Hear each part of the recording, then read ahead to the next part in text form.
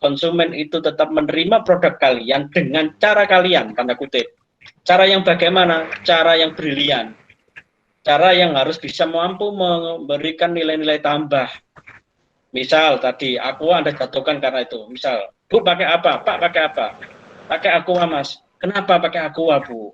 Aqua lo mahal, mending ini murah.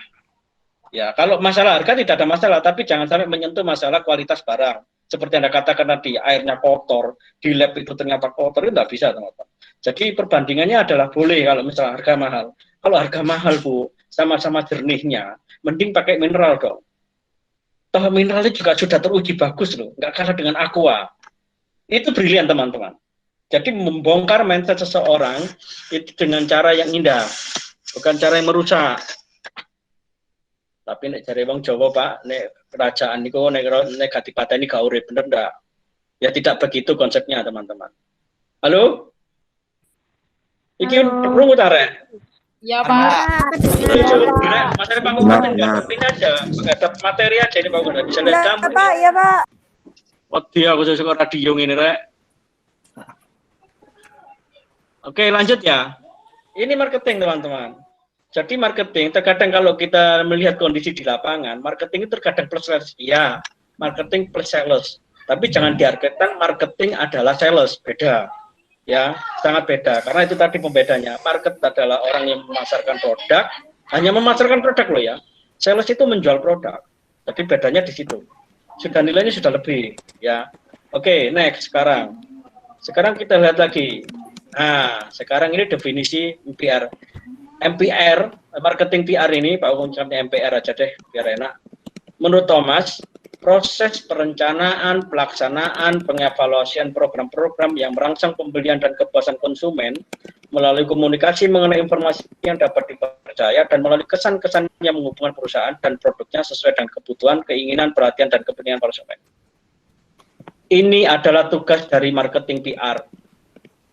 Teman-teman, seandainya perusahaan ini mampu melaksanakan ini jauh-jauh sebelumnya, maka Pak Kukuh yakin kondisi apapun dalam suasana apapun, entah politik, entah penyakit saat ini, perusahaan itu akan tetap tangguh, tetap berjalan. Meskipun goyah pun tidak sampai tergoyah sampai tutup perusahaan. Yakin saya.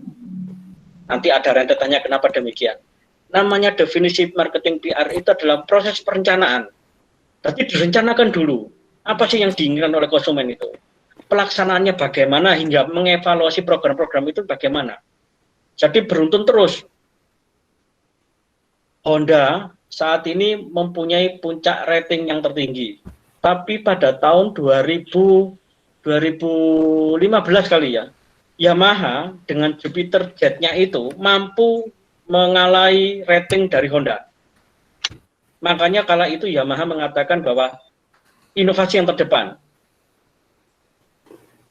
Kalau Honda, apa? Tagline-nya Honda apa? One heart. Kalau Yamaha selalu di depan ya? Satu hati. Pak. Satu hati, one heart ya kan? Bagus banget kata-kata. Ya. Nah, ikom apa ikom? Los.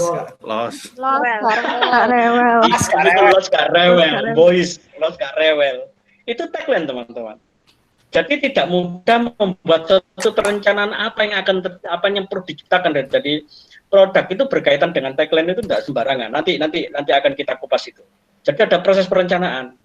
Ya bukan serta-merta kita tidak bisa mengatakan perusahaan tidak punya duit. Tidak bisa serta-merta itu, teman-teman. Tidak semudah itu kita omongkan. Makanya nanti kalau Anda jadi pimpinan perusahaan, pesannya Pak Guru, perjuangkan perusahaan kamu seakan-akan itu milik kamu. Ya, perjuangkan itu seakan-akan itu perusahaan itu adalah milik kamu. Jadi bekerja itu, teman-teman, bekerjalah seakan-akan apa yang kamu rasakan saat ini adalah itu milik kamu. Kalau kamu bekerja hanya sekedar menuruti jam masuk dan jam pulang, ya sudah. Ya sudah itu aja yang kamu peroleh. Tapi kalau hanya kamu ada nilai lebih mengatakan bahwa ini pekerjaanku dan ini memang milikku, maka semuanya itu akan, insya Allah akan lebih berkah. Jadi rasa memiliki itu penting, ya rasa memiliki penting. Sehingga tadi yang disampaikan Pak Honda mengapa sampai sekarang bertahan, bahkan Honda sempat kalah tanda kutip dengan Yamaha yang kita itu membuat satu terobosan Jupiter Jet yang sudah kita ketahui. Jupiter Jet dimodifikasi, bukan modifikasi ya, mungkin gebrakan baru Yamaha pakai radiator kala itu. Mesinnya luar biasa Yamaha. Nah, karena Honda kuat dari posisi positioning branding, maka Honda juga tidak kalah. Ketika Yamaha sekarang mengatakan inovasi terdepan, ketika Yamaha mengeluarkan produk Matic-nya dengan apa itu yang seperti Scoopy itu apa mereknya? Nuvo ya? Iya, Pak. Nuvo ya? Nuvo kan lebih dulu kan? Sesuai dengan bahasanya Yamaha kan?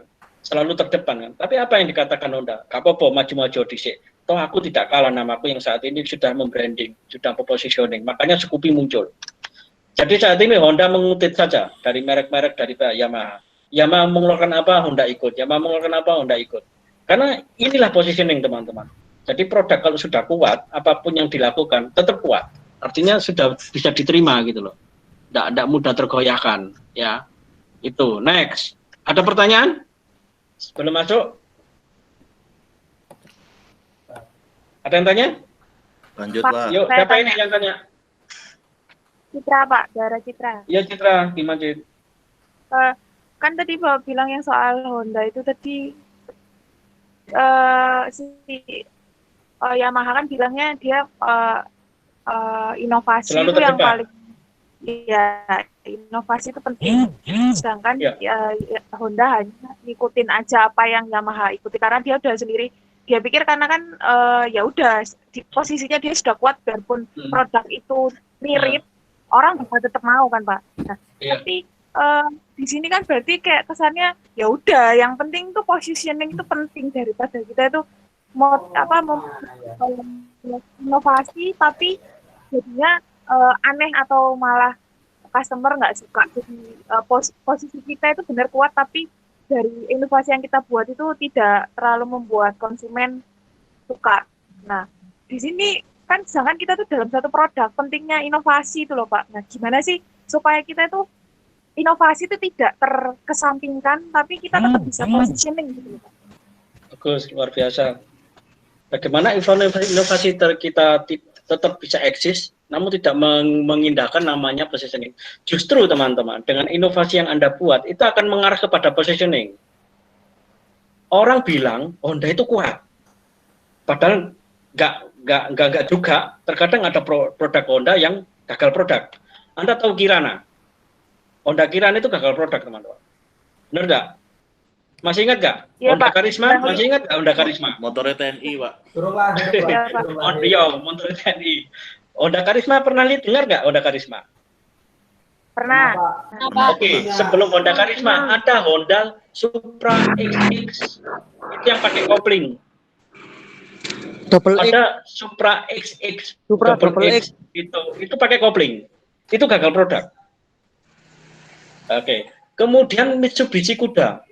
Ada mobil Mitsubishi Kuda di Thailand ditolak karena gagal produk, mesinnya nggak karu-karuan. Apa yang terjadi setelah itu? Maka dengan cepat termasuk Honda akan menarik produknya, akan kembali bagaimana supaya positioning tetap dipercaya oleh masyarakat. Makanya butuh inovasi. Makanya teman-teman, kalau kita jujur, ayo siapa yang seneng preteli mesin, ayo kita jujur buka-bukaan aja. Mulai Honda Grand, ketika melangkah ke Honda Revo, Honda Supra, teman maaf, Supra, Revo, apalagi Supra X itu sama mesinnya. Yang beda adalah sisinya. Kalau kita berani bongkar. Kalau Yamaha, inovasinya, bodi-bodinya yang diperubah. Jadi yang dimaksud Citra begini Citra. Jadi kenapa Yamaha selalu berinovasi? Inovasi Yamaha bukan sekedar mesin. Inovasinya terletak pada dominasi pada model. Bentuk-bentuk Yamaha sangat inovatif memang daripada bentuk Honda. Karena Honda di masyarakat lebih dikenal bandel dengan mesinnya, maka apapun yang dilakukan Honda, tanda kutip juga tidak ada dosa. Itulah enaknya positioning. Itulah teman-teman, Ajinomoto.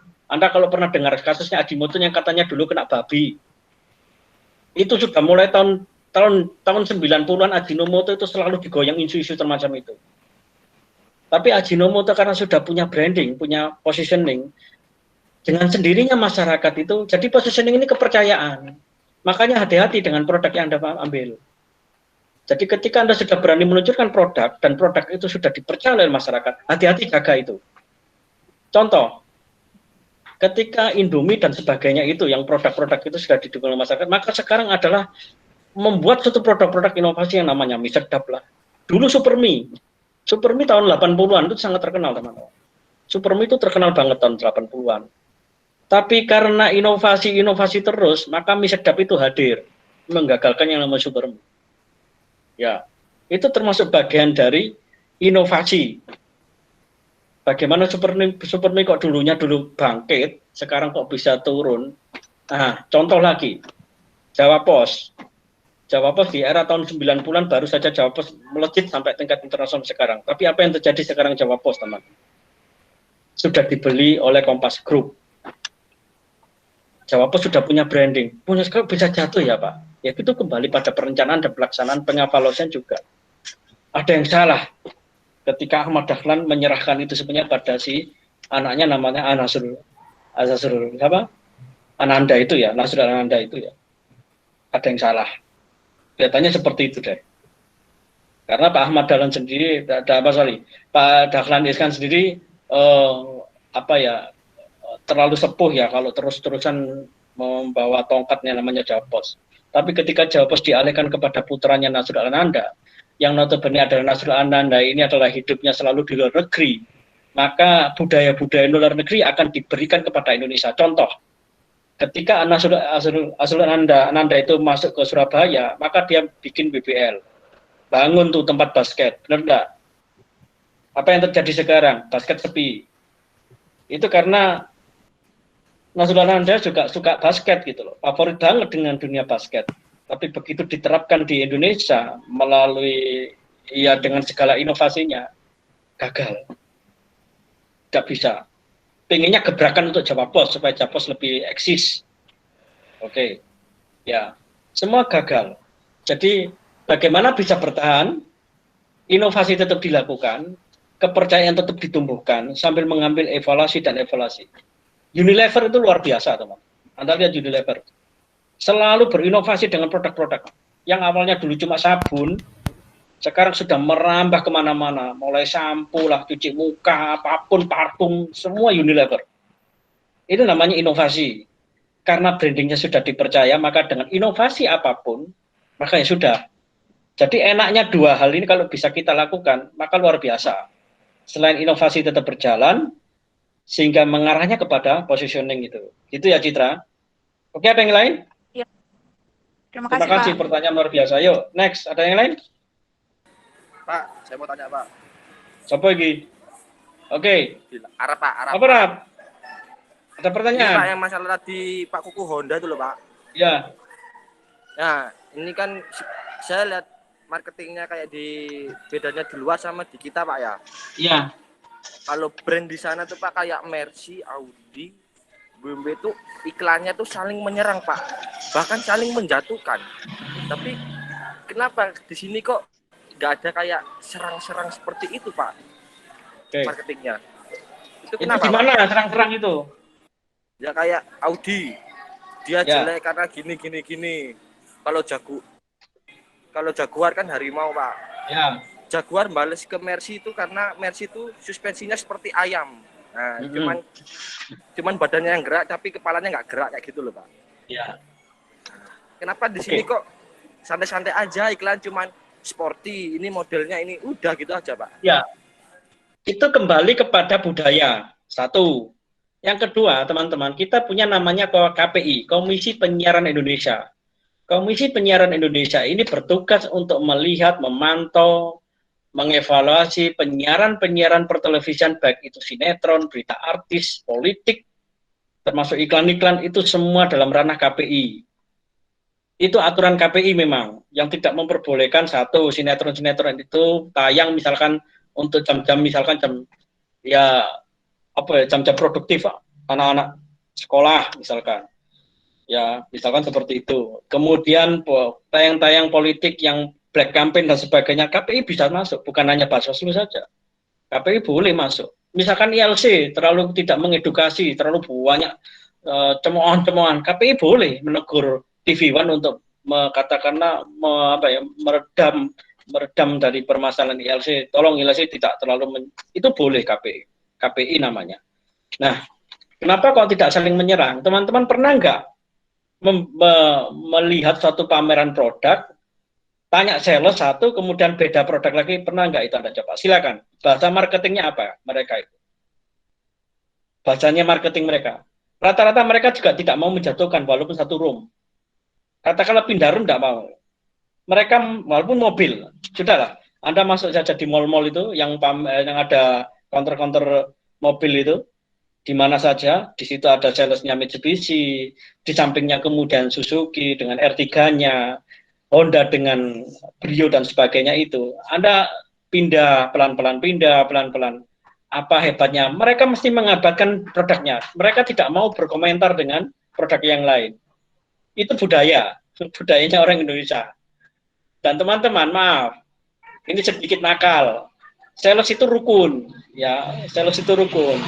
Jadi, sing penting sapa sing payu iki, ayo dipayokno, tidak mengindahkan produknya masing-masing. Toh kone ya bareng-bareng lah. Seperti kalau dilihat di pasar-pasar itu, ada Yamaha, ada Honda, mereka berjajar satu sama lain, berdampingan bahkan. Dan mereka ya sudahlah, terus gampang lah. Seperti mayono dewe, sapa sing rezeki ini ya wis lah. Paling yang ngopi bareng dan sebagainya. Ya, itu budaya jadi tidak bisa kita kembali pada black campaign seperti karena liberal ya. Di luar negeri itu liberal banget. Jadi ngomong apa aja tidak ada jeratan hukum. Beda dengan Indonesia, ya karena kita budaya Timur, maka sedikit banyak unggah-ungguhnya masih dipakai ya, secara etika. Oke, ada lagi? Next. Nah, MPR marketing PR dianggap efektif pada banyak area, antara lain satu, marketing PR itu dapat efektif apabila mampu membangun brand awareness dan brand knowledge. Apa brand awareness? Oke. Tolong dijawab. Tolong dijawab ini ya, open mic. Orang pintar minum. Tolak angin. Oke. Nggak ada lu. Bejo. Nggak ada lu. Nggak rame. Nggak rame. Pria. Punya selera. Punya selera. Oke. Mengapa teman-teman bisa menjawab dengan cepat? Apa kira-kira jawabannya? Kenapa kok Anda cepat jawab tadi? Orang pintar minum. Jargonnya mudah diingat, Pak. Apa? Kayak Apa? 3 faktor, Pak. Apa? Karena apa? Halo? Ada 3 faktor, Kak, Pak. Menurut Ya saya, apa? Yang pertama karena brand awareness unik. Iya. Yang kedua konsisten. Yang ketiga diulang-ulang terus. Oke. Karena Anda menonton dan diulang-ulang maka Anda ingat, begitu kan? Betul. Betul. Terus permasalahan sekarang, apa sih brand awareness itu? Apa sih brand knowledge itu? Jadi Anda sudah menjawab dengan cepat. Secara definisi, brand awareness itu seperti ini. Jadi menurut Tengkudi, brand awareness itu kemampuan seseorang pelanggan untuk mengingat suatu merek tertentu atau iklan tertentu secara spontan atau dirangsang dengan kata-kata kunci seperti yang Pak Bobo sampaikan. Orang pinter, tolak angin. Oke, nggak ada lu, nggak rame. Langsung Anda jawab. Itu namanya brand awareness, teman-teman. Loss, gak rewel, Anda langsung cepat. Itu sudah brand awareness. Jadi kemampuan seseorang dengan cepat itu perlu dimasukkan secara framingnya, memorinya orang itu perlu. Supaya apa? Supaya dia cepat mengingat itu.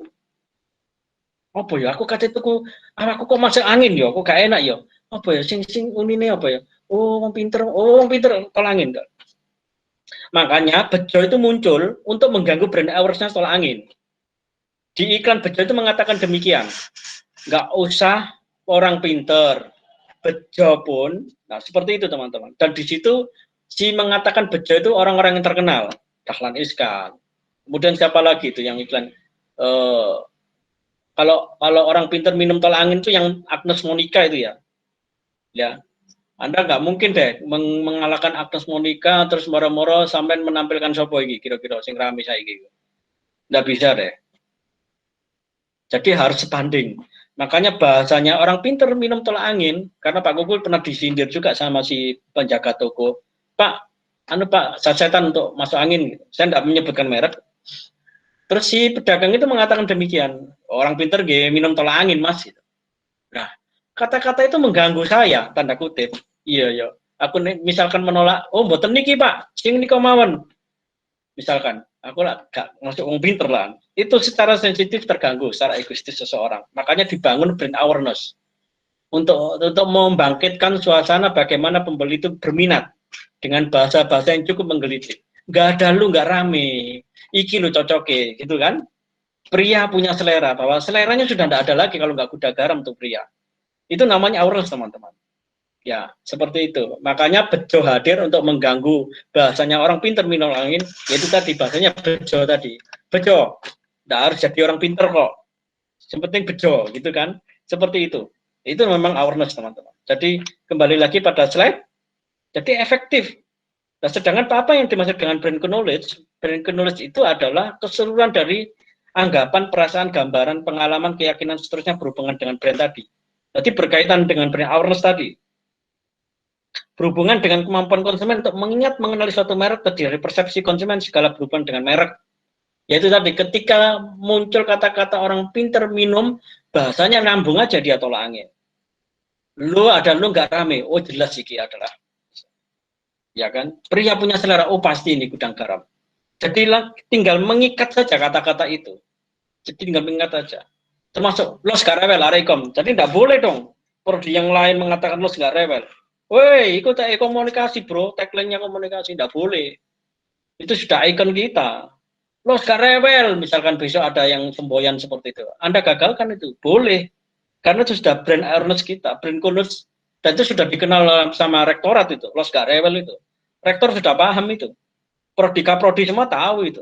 Tapi ketika ada mahasiswa lain, wes guys lah, nggak yel, misalkan ada prodi lain mengatakan, lo gak rewel ya lah, lo gak rewel itu ikom bro. Bukan milikmu itu, boys itu nggak ikom, ya kan? Ya itu enaknya kalau kita punya brand awareness, teman-teman. Mudah diingat. Jadi produk itu bagaimana mudah diingat, bangunlah satu inovasi. Maka sekarang ini banyak sekali para PKL, UMKM melakukan inovasi produk. Yang dulu ayam cuma namanya Kentucky, sekarang digeprek. Wes apa meneh? Ya, dulu yang namanya sosis ayam jadi crispy, kentang jadi crispy. Oh, apa jadi crispy? Inovasi. Wes apa saiki wis? Makanan apa? Itu namanya inovasi. Lah, ketika inovasi, bangunlah awareness. Bangunlah kesadaran, kata tagline-nya apa? Sambal hijau misalkan. Makanan apa? Makanan Ibu Ageng misalnya. Nasi pecel Nganjuk, Purnama, ayam goreng cabang Purnama. Ayo sapa sing ngerti kantor pusate kepengin ro aku. Golek ana kantor pusate Purnama. Kok moro-moro ana cabang Purnama. Ayo sapa sing iso? Balapan golek. Oh ya, di mana-mana kan ada cabang Purnama itu ayam itu. Ayo bener enggak? Ayo, pernah terpikir enggak dari teman-teman? Iya ya, cabang Purnama. Pusate Purnama nanti golek ono. Surabaya, Pak. Iya, Surabaya mana? Kepingin ro aku tak paranane. Kenjeran, Ganti. Pak. Kenjeran, Pak. Kenjeran. Kenjeran. Depannya bioskop Purnama. Pinggir jalan, Pak. Kau no Pak, Pernah mikir Pak, ngakune Purnama. Pernah mikir karena sudah Anda yaitu tadi brand awareness Anda sudah terbangun. Secara tidak langsung itu cabang Purnama, pusat Indi. Ayo coba. Sampeyan golek itu. Sebelah di Surabaya itu bekasnya bioskop Purnama. Iya itu memang, tapi sekarang masih ada nggak? Nggak ono Pak. Udah nggak ada. Nggak ada, itu sejarah itu teman-teman. Jadi memang benar Surabaya itu ada bioskop Purnama dulu di situ. Tapi pemiliknya sudah tidak jualan. Supaya ada lisensi, maka orang-orang itu diizinkan untuk pakai nama, tapi namanya cabang Purnama. Sampai samono ya rek. Makanya rek ojo jajan nek gak dipikir titik tala rek ojo cukur wajan ae. Jangan pengetahuan. Sales juga didik carane ngomong ya apa. Oh, sales iku ngene ya gitu loh. Oke, next. Lanjut ya, ada pertanyaan teman-teman? Ada pertanyaan? Halo? Pak, ada yang nanya di chat itu, Apa? Pak. Apa memang Iya, Pak, aku pernah lihat PPT-nya nggak ditampilkan. Apa? Ada yang nanya di chat, apa memang PPT-nya nggak ditampilkan, Pak? Mana? Enggak, ini udah kelihatan, tak? Yang ditampilkan ini Explorer, Pak. Explorer apa? File-file, folder-folder gitu, bukan PPT, bukan pemaparan. Sebentar. Bentar. Iya, Pak, sama. Ini kan? Halo? Udah? Muncul, Pak. Ini Nggak yang muncul. Muncul, Pak. Nggak Udah muncul, Pak. muncul. Nggak muncul, Pak. Ya ampun, Rek, apa sih, Rek? Saya menit diperbaiki, Rek. Ini Pak Kuku, sorry. Belum Ya Allah, Pak Kuku, Rek. Loh, dari tadi itu nggak tampil, Rek? Belum. Belum, Ya Pak. ampun, Rek, menengah. Nggak muncul, Pak, dari tadi. Lah Tadi sampean katanya mau kelihatan. asik ya, Pak. Yo, sawangane lek dipedhot engko. Tapi mendengarkan kok, Pak. Enggak, tadi katanya kelihatan, Rek. Sudah, Pak, katanya gitu. Tapi Pak Kuku, ya mendengarkan, Allah, Pak. saya gak rewel. Ini nggak kelihatan ini. Kelihatan Pak Kukunya. Cuman kelihatan. Sorry. Ini nggak kelihatan ini. Nggak kelihatan. Kelihatan, Pak, yang rendah. Kelihatan Pak Kukuhnya. Rek. Waduh, Rek, mau ceket mang Pak No. Loh, ini Pak Kuku baca tuh ya pakai slide, tak pikir sudah tampil di kamu, di teman-teman. Screen-nya sudah tampil, Pak. Cuman sampean belum buka PowerPoint-nya. Ya ampun, Rek. Wah, hapus ngene, Rek. Padahal yo gak apa-apa lho selama iki.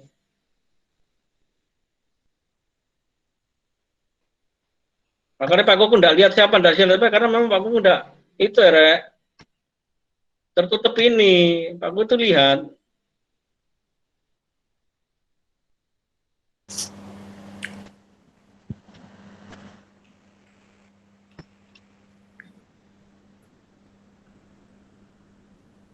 Ini. Benar. Yo mau yo ngono, Rek. Weh, benar. Benar, buka, masuk, Pak. Pak. Sudah. Ini buka. Ya ampun, Rek. Ya, Pak. Sorry. Kelihatan, Pak. Oke, kelihatan ini ya. Kelihatan, Pak, jelas. Wes, tulisannya benar. Sekarang nomor 2. Nomor pertama tadi brand awareness dan brand knowledge ya. Oke, nomor 2. Marketing PR potensial untuk membangun efektif pada area increasing kategori. Apa itu? Menambah kategori penggunaan, increasing brand, meningkatkan penjualan merek. Jadi memang ini tugas kalian teman-teman untuk bisa mempertahankan perusahaan itu dengan cara yang seperti ini. Ya. Oke. Jadi nanti kalau jadi pimpinan perusahaan, ingat-ingat ini semua. Bagaimana perusahaan kamu bisa berkembang, caranya seperti ini. Inovasikan. Ya, inovasikan.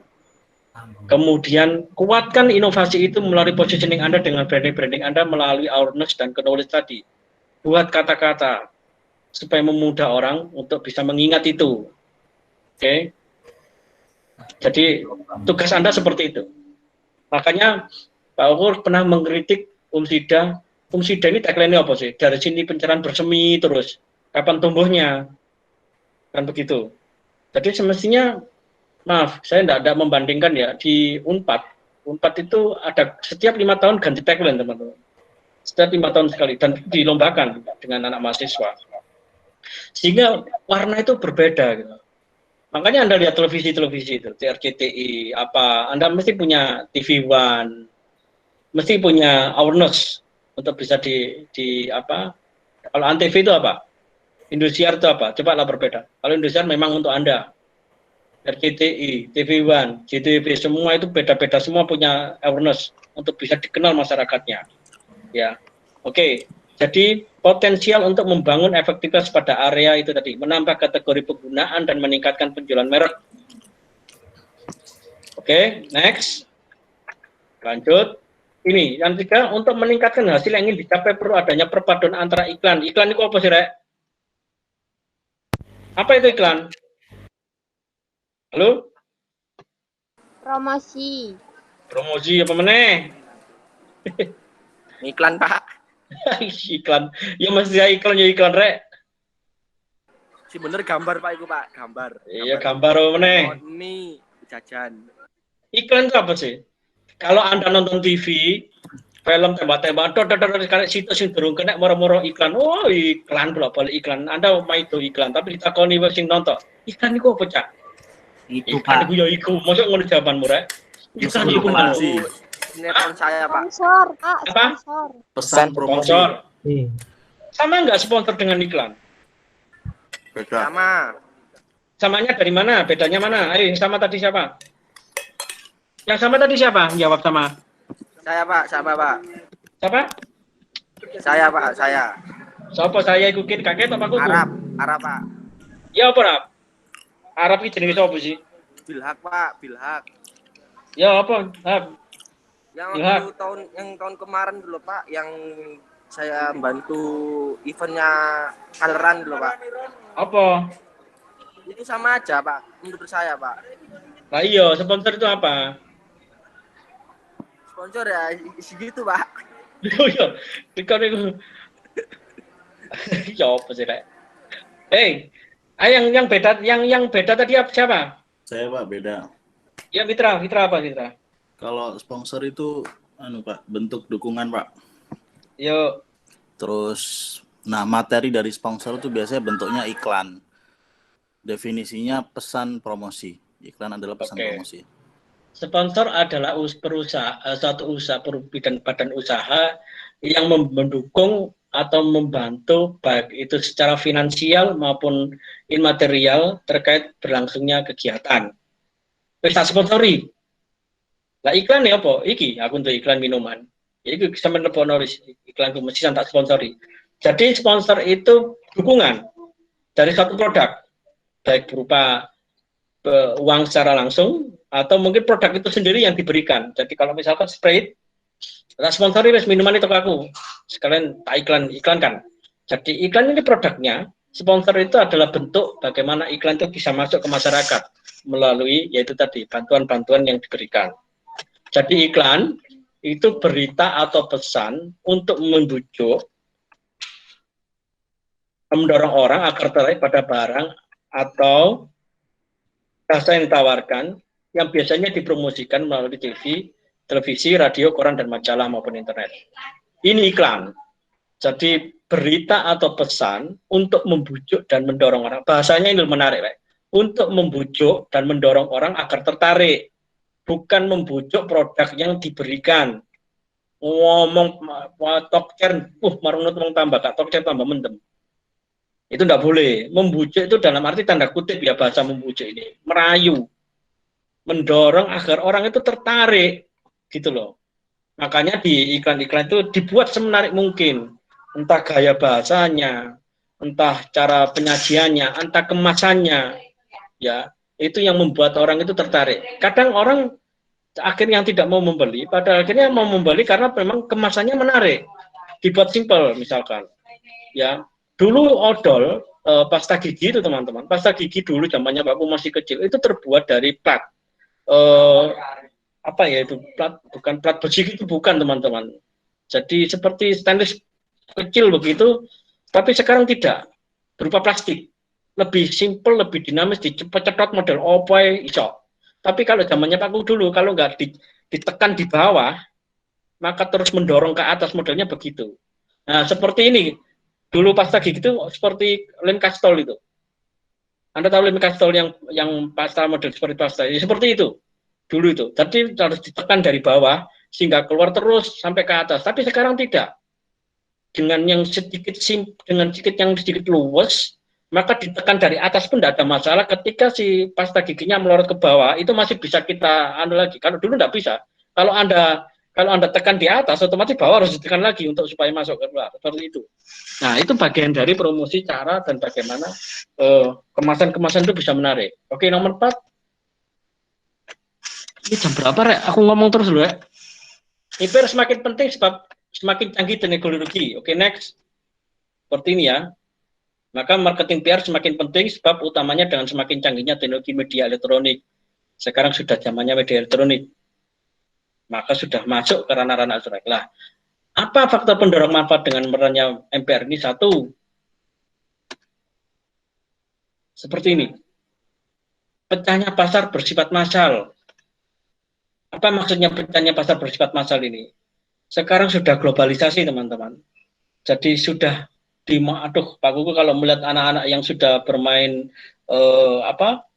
bisnis online itu, produknya murah-murah, ya, dan memang cukup menarik, apapun dijual, mulai sarungnya mulai casing HP, bentuk putan rumah tangga, pisau, apapun sudah di online kan semua, dan memang menarik banget. Terus pokoknya wono lah, mulai hanger, tempat cantelan baju, wis kuwabe ku ono, dengan harga yang cukup kompetitif. Sehingga inilah yang membuat mengapa MPR perlu dilakukan marketing itu secara menyeluruh. Next. Nah, ini tadi yang singgung. Sampai ayam geprek. Ini bagian dari pecahnya pasar yang bersifat massal tadi, teman-teman. Orang melihat Kentucky, ya sudah ngono-ngono ae. Ayam goreng cabang Purnama ya ngono-ngono ae. Akhirnya muncullah namanya resep ayam geprek. Next. Yang kedua, perdagangan informasi dan teknologi. Jadi teman-teman jangan khawatir, nanti kita share ke enrollment ya, ke enroll ya, dan Anda lihat di situ ada ini materi ini. Yang nomor 3, peningkatan persaingan. Wajar sekarang apalagi persaingan sangat luar biasa, maka solusinya adalah dengan marketing PR itu yang harus dilakukan. Next. Jaringan perikanan semakin kurang kuat. Dalam arti jaringan perikanan semakin kurang kuat karena memang saat ini kan orang melihat iklan itu ya hanya bentuk-bentuk secara simbolis saja begitu. Tapi saat ini karena ada teknologi, dulu yang orang iklan itu hanya mengenal pada pasangan memasang di koran, hanya bisa di media cetak, maka sekarang bisa di media elektronik yang namanya HP, Instagram, Facebook, dan lain sebagainya. Oke, next. Yang nomor 5, ini, karena ada perkenalan video kamera recorder, maka ya seperti yang saya sampaikan tadi, melalui jejaring sosial yang dilakukan. Next. Biaya iklan semakin meningkat, pasti. Anda kalau di televisi, di radio saja teman-teman, durasi per menitnya berapa, saudara? Jadi tinggal tayang berapa menit. Termasuk di televisi itu hitungannya detik. Sampai 16 juta per 30 detik. Nah, seperti itu. Bayangkan berapa detik. Anda tinggal hitung saja. Terus berapa kali tayang dia. Itu juga harus Anda pertimbangkan. Next. Salah satunya adalah ketahanan iklan berkurang. Ini terkait dengan biaya juga. Karena memang mahal iklan itu. Sangat mahal banget. Ya. Apalagi ketahanan efektivitas TV. Sehingga TV ini bukan sekedar salah satu sarana yang utama dulu. TV memang utama, teman-teman. TV adalah segala-galanya. Tapi sekarang bisa-bisa TV ini nanti sudah tidak layak lagi, tidak laku lagi. Karena dengan hadirnya HP. Dengan hadirnya HP. Oke, next. Peluang media yang berkembang. Ini yang membuat faktor pendorong marketing itu dilakukan. Karena bukan hanya cetak saja, elektronik sudah menjangkau kemana-mana. Makanya HP saja dimasuki sponsor sekarang. Anda lihat di YouTube, lihat apa, sponsor masuk. Kalau Anda YouTuber, pasti dicari para pengguna ini. Oke, next. Kelihatannya sudah habis nih teman-teman. Sudah habis, ada pertanyaan? Halo, open mic. Pak, kalau endorse itu loh yang itu apa Pak namanya? Yang mana? Endorse biasanya kayak dari selebgram itu bisa dibilang disebut iklan nggak? Kalau kayak endorse gitu. Boleh, bisa. Memang itu kan kayak sponsor Pak ya? Iya, termasuk sponsor juga dia kan. Jadi kalau Anda YouTuber, ketika follower Anda mencapai katakanlah dipantau oleh para pengusaha, Pak Kuku adalah pengusaha, produsen, Pak Kuku ini produk. Melihat Anda membuat satu konten begitu yang menarik, ternyata follower Anda banyak, maka saya membuat ikatan kontrak dengan Anda. Katakan Anda menyanyi aja deh, nyanyinya bagus, jebret, begitu banyak followernya, saya kontak Anda. Saya ikat bisnis Anda. Oke, tak sponsori kamu, karena berarti kelihatannya kamu followernya banyak nih. Acaramu menarik banget. Bukannya sekedar macara ini macara, makanya si Halilintar itu kan, ya itu tadi, enaknya Halilintar itu bukan karena apa-apa teman. Dia sudah positioning si Halilintar itu. Yo nek cara ganteng-ganteng diganteng apa mula rek Halilintar. Cuma karena nasib ya mungkin anaknya oleh Aurel itu langguna itu. Misalnya Halilintar gak berduit ya paling auler ya milih awakmu paling baik. Paling ya kan seperti itu ya sudahlah ya itulah positioning teman-teman, karena yang mahal itu bukan apa yang dilakukan tapi siapa yang melakukan ini loh. Karena si Halilintar itulah yang melakukan, karena dia juga punya follower, dia dikenal dan sebagainya, apalagi sekarang menggait Aurel, maka itulah menjadi suatu positioning bagi dia. Wajar sponsor banyak yang masuk, pengen tuh. Oke, seperti itu. Oke, next. Oke Pak, makasih. Yuk, makasih saudara. Ya, ada lagi teman-teman? Iya Pak, mau tanya Pak. Ya, Iki Arifin dah. Iya Pak. Ya, ini kayaknya sentuh lapor. Ayo, next apa Arifin? Jadi kan kalau iklan sendiri kan sekarang selain di radio, di TV juga kan ada di kayak Facebook, Instagram. Kalau misalkan di internet sendiri kan ketika kita iklan itu kan datanya kan bisa kita lihat gitu loh Pak. Kita iklan katakanlah 10.000. Nah, itu apa jangkauannya berapa, pemirsa yang sudah lihat berapa itu bisa. Nah, kalau misalkan radio sama TV itu bagaimana Pak kalau yang menggunakan terestrial gitu? Ya, seperti radio. Kenapa ya sekarang radio kok masih laris? Ada sponsornya lagi. Nggak usah jauh-jauh. Radio kita itu dapat sponsor teman-teman. Sponsor kita itu Kimia Farma. Itu 1 bulan kita dapat 600.000 kalau nggak salah. Coba tanya Wimeta itu. Kemarin Pak Kungun terima duitnya kok. Prodi alhamdulillah masuk. Dapat sumbangsi dari Kimia Farma. Tayangnya dia minta, pokoknya tayang sebanyak berapa kali ya dalam 1 hari itu. Mungkin 4 kalau nggak salah. 4 kali ya? 6 kali sehari. 6 kali sehari kalau nggak salah. Itu. Iya. Nah, saya buka saja teman-teman. Apakah uang 600 itu diterima semuanya? Tidak. 50% masuk uang prodi, 50% diberikan kepada teman-teman yang berjuang untuk mendapatkan sponsor sebagai penghargaan tenaga kalian. Ya, jadi prodi gak gelem karo PDW saya naik dewe ndak. Wajar kalau kami minta 50%, wajar dong. Kami kan punya fasilitas. Anggaplah Anda memakai fasilitas itu, katakanlah seperti itu. Secara profesionalnya begitu. Memang Om Sida ini meminta semua ini kita profit oriented kan. Jadi semua ini ayolah dibuat itu, dan itu sah-sah saja teman-teman. Secara akreditasi saya boleh itu. Di kurikulum boleh itu. Jadi prodi membuat satu, katakanlah kita sudah punya alat prasarana yang lengkap, terus teman-teman ada piawe bikin video, kemudian foto, kemudian ada job tentang prewedding dan sebagainya, silakan pakai. Nanti kita berapa kompensasinya, tidak masalah, silakan. Dan itu dipersilakan juga sama Om Sida. Jadi kita dapat 600.000, 300 masuk di uang prodi, 300-nya buat teman-teman. Nah, bagaimana dengan radio? Kembali kepada awareness tadi. Anda belum pernah mengalami namanya sandiwara radio, teman-teman. Zaman-zaman Pak Kuku sebelum TV masuk, itu namanya Brahma Kumbara, itu luar biasa itu didengar oleh orang-orang itu. Hanya mendengar, berhalusinasi, mengilustrasikan. Begitu sudah memuncak, radio itu sangat dikenal dengan drama itu, maka dibuatlah filmnya Brahma Kumbara. Wah, berjubel banget orang-orang nonton itu. Luar biasa. Nggak kalah dengan film G30 SPKI. Cuma bedanya, kalau si Brahma Kumbara itu murni cerita, murni bohong. Tapi kalau G30 SPKI antara benar dan bohong tidak jelas sampai sekarang. Malah digawe rame mbek wong. Ya.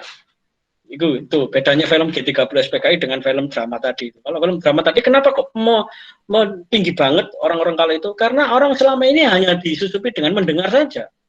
Penasaran ya apa sih rupanya Brahma? Karena diceritakan di situ di radio, itu orangnya ganteng, sakti, mantil itu cowok antik. Oh, banyak laki-laki yang ketika ketemu mantil itu tergila-gila, tapi dia pendekar yang sangat ganas. Begitu difilmkan, luar biasa filmnya. Antusiasnya masyarakat. Kenapa? Dia rindu ingin ketemu masyarakat ini. Benar tak yang diceritakan di radio? Itu hebatnya radio. Maaf juga, kadang-kadang kita tuh tergila-gila dengan yang namanya fans itu, tergila-gila dengan penyiar radio. Kalau mendengar suaranya saja sudah, waduh enak ini suaranya, dan nyowongi. Anda datang ke studinya, ya sudah Anda lihat sendiri deh. Anda lihat Radio Wijaya, dengarkan Radio Wijaya, lagu radio yang full dangdut itu. Salah satunya dulu penyiar radionya adalah temannya Pak Kuku. Yang namanya siapa itu, yang nama aslinya Nur Janah. Saya lupa nama di udaranya apa itu. Wow, suaranya manja banget teman-teman. Tapi silakan Anda lihat di studionya di mana orangnya. Semacam radio-radio radio-radio SS itu. Anda dengar orang-orangnya bagaimana. Di suara nyaman. Itulah kekuatan dari radio dengan hanya sekedar audio, bukan video. Sekedar audio saja, orang itu sudah bisa berhalusinasi, bisa berimajinasi. Ya, itu masih hebat kok. Jadi masih efektif, Vin. Tidak ada masalah. Oke, lanjut. Iya, Pak. Pak. Pak, saya mau tanya, Pak. Jadi nggak boleh ngomong rugi Pak di radio, enggak. Radio itu punya kekuatan teman-teman. Terbukti Radio SS sekarang masih eksis dengan beberapa program dan sponsornya. Oke, apa tadi next? Iya Pak, mau menanggapi tadi Pak. Iya. Iya, maksud saya itu kan kalau di iklan digital itu kan kita bisa lihat siapa yang melihat iklan kita dan kita bisa melihat jangkauan iklan kita ketika kita iklan itu dengan budget yang kita keluarkan itu berapa. Nah, kadang itu kan seperti halnya di radio saya dulu itu ada customer yang minta saya iklan adlib atau iklan di salah satu program gitu. Nah, tapi ada salah satu customer itu yang minta report gitu kan. Apakah benar radio A ini pendengarnya sebanyak 300.000 orang ke se-Surabaya. Nah, itu kan tidak bisa dibuktikan gitu loh, Pak. Karena kan bisa. Makanya kenapa radio dapat iklan seperti masih katakanlah seperti rokok masuk di radio, itu dia melihatnya di Survei Riset Indonesia, SRI namanya. Maaf, kalau yang radio lokal, radio kampung ya enggak bisa dong. Itu malah kena jerat nanti hukum itu. Makanya radio sekarang itu radio dipantau termasuk kita, komunikasi itu dulu pernah diingatkan karena radiusnya mengganggu Angkasa Pura, mengganggu di Bandara Juanda. Kebetulan ada Pak Kuku di situ yang menemui Pak Didik, masih ingat saya, ada 2 orang tamu dari Angkasa Pura meminta kepada komunikasi untuk menurunkan frekuensinya. Kalau memang boleh, tetap harus ada izinnya mahal teman-teman. Makanya kita turun grade. Dulu memang luar biasa, sampai Sedati, sampai Gedangan tuh kita masuk. Luar biasa, Krian aja terdengar. Sekarang tidak. Ya karena kita, ya maaf, biayanya nggak murah. Jadi bagaimana sponsor kok mau memilih program ini jam sekian seperti di DSS itu di pagi hari, itu dia melihatnya di survei riset dan radio juga punya itu data itu. Radio punya data itu Mas. Jadi radio punya data itu sehingga sponsor diyakinkan. Ini Pak data kami di survei riset Indonesia itu namanya survei riset. Termasuk di televisi juga survei riset. Itu namanya lembaga survei riset Indonesia khusus survei ini mengukur sejauh mana potensi penyiaran ini disukai oleh masyarakat. Sehingga sponsor nggak salah untuk memasukkan itu di programnya, ya. Kalau radio kampung, ya maaf, tidak bisa memang. Dan Anda juga mengatakan peluang radio, ya nggak bisa Pak, kami bukan radio yang terdaftar secara resmi. Kalau misalkan si Pak Kuku ngotot, ya bisa Mas, ya coba Bapak silakan cari radio saya ada nggak di organisasi itu, ya Vin. Jadi ada yang namanya survei riset Indonesia ada itu, Vin. Masuk televisi tahu. Jadi Pak Kuku pengen berarti seperti AC Nielsen itu Pak ya? Ya, jadi tahu posisinya ILC, kenapa kok ILC rame, karena ILC gini-gini, kita masuk, dan itu mahal. Nanti TV-an pasti meng-grade itu, beda dong. Jadi ILC itu paling tertinggi di acara, Mata Najwa itu paling tertinggi juga, bukan 4 mata juga paling tertinggi teman-teman, maka dari itu setiap televisi punya jargon acara yang memungkinkan dia bisa masuk lebih luas dan lebih banyak jejaringnya. Ya. Itu yang membuat sponsor tergila-gila untuk bisa masuk dan justru itu dengan ratingnya akan ratingnya berbeda dong dan harganya lebih berbeda lagi. Oke? Iya. Next. Baik Pak, terima kasih. Yuk. Pak, saya mau tanya Pak. Siapa ini? Gak kelihatan. Yo. Ya. Pak, di tahun sekarang ini kalau kita mau masukkan iklan ke koran itu masih ngaruh nggak Pak? Ya masih dong. Tapi orang-orang kan sekarang kan cenderung ke Kompas, cenderung ke Rambun itu loh Pak. Bahkan yang beli koran aja minim loh Pak. Oke, betul memang. Itu saya tanya Pak, itu apakah masih itu Pak? Masih kayak orang-orang masih berminat? Soalnya saya kadang sering masukkan iklan mobil Pak. Tapi ya, nah gitulah Pak. Iya. Maka dari itu kita harus sebagai orang pengiklan juga harus cerdas di mana ruang itu masuk. Ya, efektif nggak ketika, walaupun demikian, kalau Anda mengatakan koran masih efektif, tapi kalau pada ranah iklan lah, itu harus kita pertimbangkan lagi. Ya, jadi kenapa Jawa Pos masih tetap eksis, teman-teman? Karena Jawa Pos punya kelas, punya segmen yang jelas. Siapa sih dia? Termasuk berita-beritanya bagaimana penyajiannya. Berita-berita yang ada di kita terima di YouTube, kemudian di Opera News itu, kan tidak semua bisa mencakup keseluruhan ilustrasi yang diberikan. Beda dengan media cetak, wartawan mampu mengupas itu dengan baik. Seakan-akan kita juga sudah paham dengan apa yang kita baca. Karena koran masih berpegang teguh dengan 5W1H. Ya, news value-nya tetap dipegang. Beda dengan yang Opera News seperti ya Detik.com dan sebagainya seperti itu, ya sepintas saja beritanya, nggak bisa mendalam. Nah, cuma kalau masalahnya, apakah efektif dimasukkan dalam satu tataran iklan? Ini yang menjadi pertanyaan kita masing-masing dan jawabannya juga kembali kepada kita selaku pengiklan. Efektif nggak ya kita masukkan? Tapi karena orang itu pengennya dikenal, maka sasaran apapun, baik media cetak maupun media online, tetap dilakukan. Gitulah. Jadi nggak cukup kita berkeyakinan, wah, nggak usah. Tapi kan kita nggak bisa sampai orang itu mempublikasikan melalui tempelan-tempelan di tembok. Tulisan-tulisan tancapkan di tembok. Sedot WC, wes mau macam-macam, masuk di koran lah, masuk di ranah mana saja. Sedot WC itu sudah masuk di YouTube ada, semua masuk di ranah itu. Memungkinkan bagi masyarakat untuk bisa menengok itu. Tujuannya gitu aja sebetulnya. Oke, next. Halo, Pak. Ya. Mau tanya Pak, ikan yang mengeluarkan 0 budget itu ada nggak Pak? Ada caranya nggak Pak? Apa? Seumpama kan saya punya brand, ya, brand baju lah, saya pengen mengiklankan Pak, tapi dengan 0 budget. Anda punya suatu acara atau Anda pengiklan? Pengiklan Pak. Pengiklan. Ya. Tapi Anda tidak mau ngasih apa-apa dengan katakanlah Pak Kuku yang punya event gitu. Ya. Nah, terus kompensasinya apa?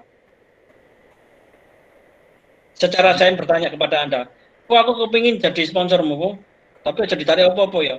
Nah, terus enggak, maksudnya kayak kita nggak mengeluarkan 0 budget gitu loh Pak, cuman ngeluarin produknya aja gitu. Nggak boleh, itu namanya sponsor Mas, nggak apa-apa. Anda minuman, ya sudah, Anda punya minuman, saya punya event apa? Misalkan balap sepeda, Anda suplai minuman saya, minumannya dari aku sudah, nggak apa-apa, silakan. Terus dampaknya apa ya Pak? Kok saya saya kok mau ngasih kukuh itu minuman? Dampaknya ada kepercayaan masyarakat itu tadi. Jadi apa ya, kepercayaan, trust, percaya sebuah produk. Mengapa kok ada suatu sponsor seperti yang dilakukan oleh kakak kelas yang dulu, yang Color Run itu semua ngasih produknya. Bahkan ada yang ngasih, seperti Red Doors ngasih voucher menginap. Oke. Dulu kemarin juga voucher yang lain, masuk Tri, itu berani ngasih Anda sponsor juga. Tanpa ada biaya apapun. Tapi itulah bentuk kepercayaan. Sehingga kepercayaan perlu ditanamkan pada masyarakat sehingga itu menjadi kredibilitas gitu loh. Bahwa Anda itu, ini perusahaannya enggak murahan ya. Berani loh ngasih biaya ke saya. Anda ternyata produknya benar-benar luar biasa. Berarti duitmu juga banyak nih. Anda berani gratiskan kok. Itu termasuk bagian dari kepercayaan yang dibangun. Ya. Trust, percayaan. Bisa, boleh, kenapa tidak? Berarti nggak harus uang Pak, lebih ke harus. Produk. Sekarang malah banyak perusahaan-perusahaan itu tidak uang, produk itu yang diberikan, terus gak apa-apa masalah gak usah kayak duit sama manusia, kayak ada sepeda pabrik usit kita tahu no. Kan dampaknya dikenal berapa orang loh. Daripada Anda pasang iklan di TV, mending satu sepeda motor Anda keluarkan untuk berapa ratus orang itu peserta, seperti yang dilakukan oleh teman-teman yang kemarin yang bike cycle itu yang sepeda gunung kemarin itu dikasih sepeda motor satu sudah berapa ratus, 500 peserta itu sudah dikenal orang. Oh sepeda motor Honda misalkan, ya sudah Honda sudah 500 sudah menyasar itu ke orang itu. Tinggal awareness-nya bagaimana dibangun. Oke, next. Ada lagi? Pak, halo? boleh nanya lagi nggak? Yuk, silakan. Ini Pak, sebenarnya sih masalah soal ini sih apa manajemen event. Cuma saya rasa relate sama ini. Jadi gini Pak, saya tuh ada salah satu platform kan lomba podcast nih. Platformnya itu kita kan Ikom punya Ikom Boys TV kalau nggak salah. Ikom Boys di podcast Spotify. Tapi kita ini butuh nih dan juga ada tawaran jalan untuk ke sana, namanya itu aplikasi podcast juga, khusus podcast, dan itu lebih mudah gitu loh Pak, supaya kita bisa mempublikasikan acara ini. Sedangkan kita dapat supporting dari Spotify, yaitu buat nyponsor branding Ikom Boys di Spotify. Nah, itu kan dua aplikasi yang sama tapi sama-sama podcast tapi beda brand aja. Kira-kira saya harus mendahului yang mana ya, Pak? Jadi Ikom Boys yang di Spotify itu kita bisa branding. Nah, tapi kalau misalnya saya pakai namanya Noise, Pak. Nah, kalau saya pakai Noise, saya sama aja kayak mengkhianati Spotify yang udah dipakai Ikom gitu loh, Pak. Nah, saya tuh bingung. Apa saya lebih baik? Ya kan acara ini kan sudah disupport, benefitnya menurut saya lebih banyak di Noise itu loh, Pak. Karena kan dia bisa bantu kita untuk mempublikasikan dan juga siapa tahu bisa bikinin akun podcast juga di aplikasi tersebut. Jadi punya kita ini Ikom nggak cuma di Spotify tapi juga di Noise itu. Nah, kira-kira saya mendahulukan yang mana, Pak? Belani Spotify yang Ikom di Spotify atau belani sponsor Noise yang bisa supporting acara podcast kita nanti gitu. Oke. Merdeka Belajar itu salah satunya perjuangannya juga begitu, teman-teman. Kita dapat mitra yang namanya Commonsys, kita dapat mitra yang namanya Redos, kita dapat mitra namanya Tri, kita mitra Idris Dardanus, semua itu ada bargainingnya. Tidak serta-merta begitu saja Commonsys mau gabung dengan Ikom, begitu pula dengan Tri, begitu dengan Redos, tidak semuanya seperti itu. Pak, kok berani ya ngasih kuota, si Tri itu ngasih kita bagi-bagi, besok malah kita bagi-bagi kuota. Ada bargainingnya dong. Bargainingnya apa? Ketika nanti itu bagi-bagi, maka ada sesuatu yang harus dibayar oleh Ikom, katakanlah. Ada program-program yang harus diselesaikan. Itu bargaining. Ya, jangan sampai namanya bargaining hanya mengutang sepihak. Apakah ada? Ada. Kita menolak kok. Ya Pak Koko tidak bisa membuka ya di sini. Ada memang beberapa mitra kita yang kita tolak yang justru sebelum terlahirnya proyek Merdeka Belajar, mereka sudah lama dengan Ikom. Karena ada sesuatu hal yang tidak bisa kita sepakati, maka komunikasi tidak bisa melanjutkan itu. Tapi secara hubungan tetap baik. Karena nanti dampaknya untuk teman-teman yang lain, adik kelas Anda termasuk Anda, masih butuh sponsor itu masuk. Ya, semua itu tidak boleh lepas dari seperti itu, Citra. Di lain sisi aku diuntungkan secara finansial, tapi hilang namaku sudah tidak ada. Nah, apa artinya dong? Kalau hanya sekedar kita mensukseskan suatu acara, tapi secara tanda kutip harga diri kita tidak ada. Sama dengan Merdeka Belajar itu. Redos silakan masuk ke kita. Ikom tetap gawon loh ya. Redos tetap gawon. Itu yang membuat bersanding satu sama. Dan itu tetap tidak bisa kita lepas satu sama lain. Commonsys boleh punya proyek silakan, tapi Ikom masuk. Walaupun itu secara dominan, itu programnya Commonsys misalkan. Commonsys ada bidang lingkungan, silakan. Secara itu lembaga swadaya masyarakat LSM internasional, teman-teman, Commonsys itu. Dia punya program secara internasional juga, besar juga proyeknya. Tapi Ikom iki yo melok ojo terus menamakan Commonsys to. Dan itu disepakati. Satu sama lain memberi. Kami mempunyai program, kami punya mahasiswa yang bisa menjalankan program itu. Di lain sisi, Commonsys sudah punya beberapa ikon-ikon yang nanti bisa diberikan kepada masyarakat. Produk-produk dan tetap namanya adalah Commonsys plus komunikasi. Nah, di situ ada Ikom Boys itu masuk di situ. Jadi tetap dua ini bargaining harus masuk kita. Kita tidak bisa. Udahlah, jangan khawatir dah. Terkait dengan lancar atau tidaknya jangan khawatir. Insya Allah nanti yang pertama itu juga akan membantu solusi Anda. Terkait yang menggebrakan Ikom Boys tetap ditampilkan saja. Sambil pelan-pelan nanti kepercayaan itu akan ada. Ingat, di balik apa yang kita lakukan ini kepercayaan penting, teman-teman. Ya, secara fakta, teman-teman kakak kelas Anda yang kemarin melakukan kegiatan lomba sepeda itu hilang bargaining itu sebetulnya. Hampir hilang bargaining itu. Artinya apa? Sponsor tunggal, Polygon, langsung mau membiayai, Ikom tidak usah dikibarkan loh. Ya apa sih? Lah menjajalan.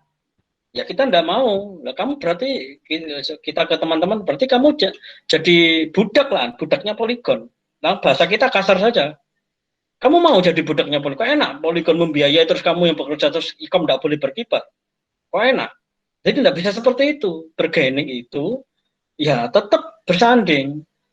Tetap bersanding karena apa? Bagaimanapun kita menunjukkan kekayaan kita. Kekayaan kita apa? SDM. Polygon punya duit tapi tidak punya SDM, melakukan itu namanya kemiskinan SDM. Tapi di lain sisi, maaf, ikom sendiri tidak punya biaya yang besar, tapi kekayaan SDM itu juga perlu kita tampilkan. Sama dengan Merdeka Belajar ini, dengan mitra-mitra itu. Jadi sampai sekarang mitra-mitra itu sepakat ada MOU-nya, baik Common Sense, TRIS, semua ada MOU-nya teman-teman. Dan alhamdulillah berjalan dengan baik sehingga ini tidak ada suatu hal yang cukup tidak ada. Karena itu tadi kesepakatan dibangun bersama. Dan untuk bersama, ya. Oke, selamat berjuang. Tetap Ecom Boys tetap insya Allah ada kok jalan pastilah. Ya. Oke, ada lagi teman-teman? Next. Yuk, terima kasih kita. Ada yang lagi? Halo? Cukup? Sing lain nanti ki, kalau suara nih. Cukup, Pak. Cukup ya. Cukup ya. Kita ketemu minggu depan. Mohon maaf teman-teman, sekali lagi mohon maaf ada trouble. Insya Allah minggu depan tidak seperti ini. Terus untuk tayangan ini bisa kita lihat nanti di Enroll ya.